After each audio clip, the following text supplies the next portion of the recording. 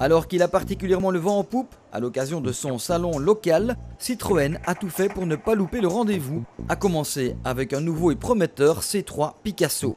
C'est un segment où nous n'étions pas présents jusqu'à présent et je pense qu'une fois de plus, on innove dans ce segment et je dirais que nous sommes même un petit peu précurseurs pour un certain nombre d'innovations qu'on apporte sur cette voiture qui devrait être présentée au prochain salon de Bruxelles, donc au mois de janvier, être commercialisée au mois de mars 2009 en Belgique. C'est un véhicule qui est quand même différent. Et puis les marques que vous citez, que ce soit Renault, que ce soit Opel par exemple, eh bien ces véhicules ont un peu vieilli entre-temps, ont connu un certain succès, aujourd'hui un petit peu sur le déclin. Et je pense que l'arrivée de Citroën dans ce segment, ça va donner un petit coup de boost et que ça va réinciter les gens à s'intéresser à ce type de véhicule.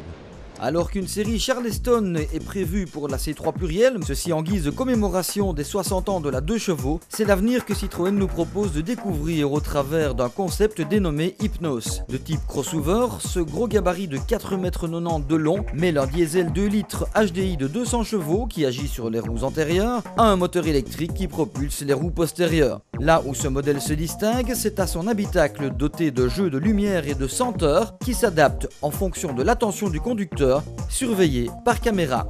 Enfin, peut-être moins réaliste, la GT by Citroën est une réplique de style d'un véhicule issu du monde digital. Une interprétation inédite d'un modèle créé pour le jeu de simulation de conduite automobile Gran Turismo 5, proposé sur la console de jeu PlayStation 3.